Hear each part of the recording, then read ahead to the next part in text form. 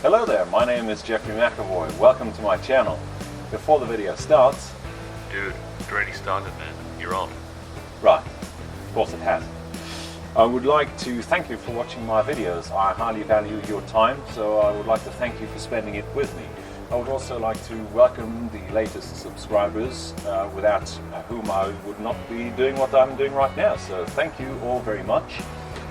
Make sure to drop a like, leave a comment if you feel inspired to do so, and subscribe if you haven't already. Thanks again and enjoy the show. Now this is the MGC GT, which happens to be for sale. Ooh. Well, let's take a look at that. Wow. Interesting. Well, hey, very nice. Oh. Do you mind? I was talking to my viewers. We were shooting a video here, you know. Well, you said this car's for sale. I was just taking a closer look, man. Sheesh. As I was saying, the splendid 1969 Primrose Yellow MGC GT is for sale. If you require any extra information that is not included in this video, please send an email with your queries to info@macavoy.be. I'll make sure to include the basic information in the comment section below, and I will also make sure to notify when this car has been sold to its new owner and is being enjoyed somewhere else in the world. So, I finally meet the misunderstood MGC GT. I also get to share my experience of it with you pals and gals out there who might not have such an opportunity. They are quite rare after all, having been in production for only 2 years from 1967 through 1969. This is one of the last ones which has been fully restored in the late 80s, and it's ready to enjoy and comes with a rarely seen wealth of maintenance history, some highly valuable technical information, a stack of tax discs, MOT reports, plus a photographic album of its restoration put together by one of its careful owners. Nice! Regarding the MGC in general, I can only imagine that you have read all there is to read about it out there. The straight six is too heavy on the front axle, it doesn't handle as a true GT should, and so on and so forth. Most of that was written upon the car's release in 1967, and gave it a bad reputation, which seems to still stand to this day, 50 years after its release. It has been 50 years after all. Talk to anybody at the classic car event about the MGC, and he will straight up tell you that it's too heavy on the front end. Guaranteed.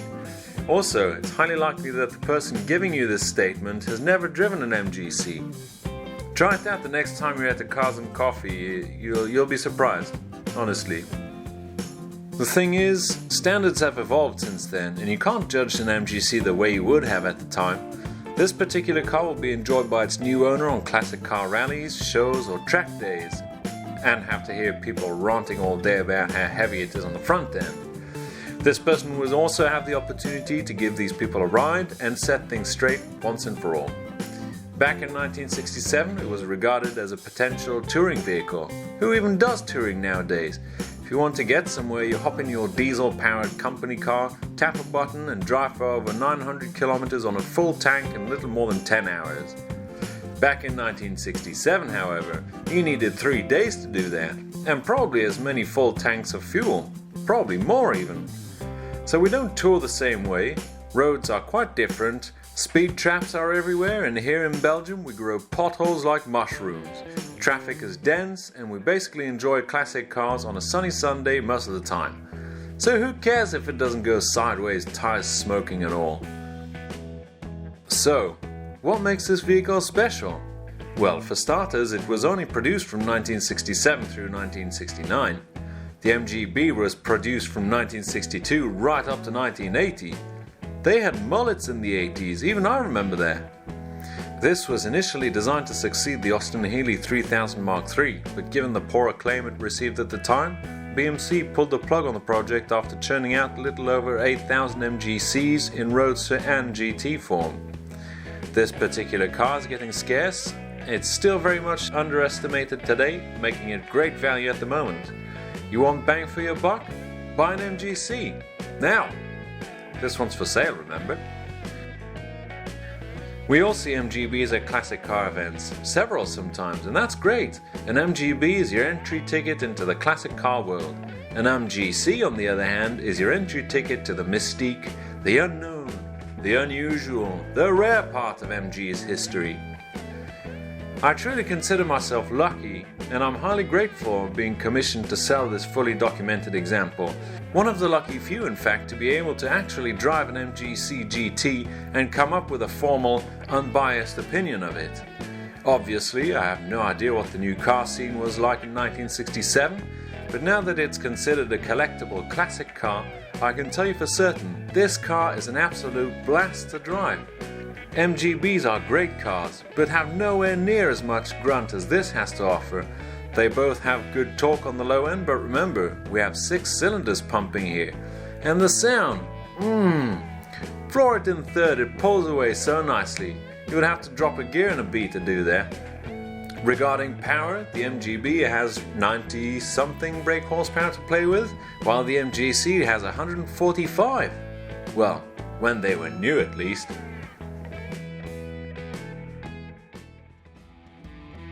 I have commissioned my close friend Thomas, who's a professional photographer, to take pictures of this MGC in order to advertise it on the internet. He's just amazing at what he does. We met a few years ago when we were neighbors. Quite by chance, he owned a BMW E36 at the time, and so did I. We needed no more to fully know that we were on the same wavelength. One thing leading to another, I had him snap some pictures of the McAvoy No. 2, a custom motorcycle which I built for myself. And now I commission him for every classic car that I have for sale, and so we coined the name Mechanography. I'm the mechanic and he's the photographer. The mix of both worlds is thus made of pixels and oil. Each trade has its own tools and it makes for quite a sensational atmosphere, wouldn't you agree? I will leave his details in the description should you like to either have your own car masterfully photographed or desire a print of any of his pictures. Once more, a great big thank you to you, Thomas. You're a master in your trade and I highly value our friendship. And now, the part that you have all been waiting for, the test drive. You will find that Thomas, the photographer, is easily impressed. Sound and feel are quite different in a car from the 60s, which only entices the experience. You don't need speed in a car like this. The straight 6 Sonata is enough to raise the hair on your arms. I'm a law-abiding citizen and I'm driving a car which I do not own. It goes without saying that I use extra care in such a case. Speed limits are being respected at all times. Enjoy the ride!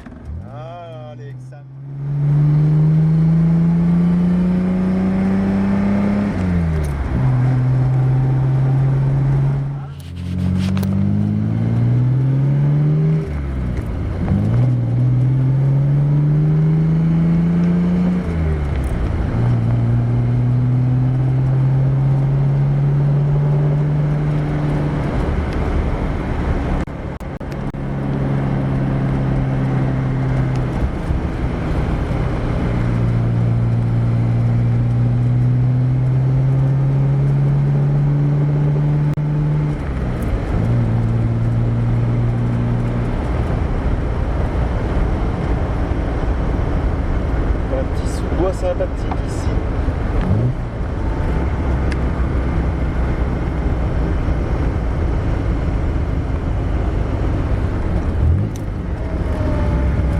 Hop.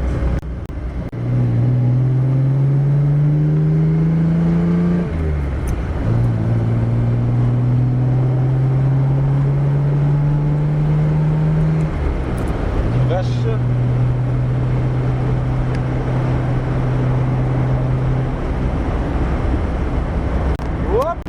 Hop, hop, hop, hop, hop. Putain, vieux. On roule pas vite là. Hein. Je tiens. Ouais, mais bon. La voiture, elle roule. Elle tient. Elle tient. Hein. Alors. Ici à droite, on a quoi? Là, tu m'en demandes beaucoup. Ouais, je sais. Ah, on a rien.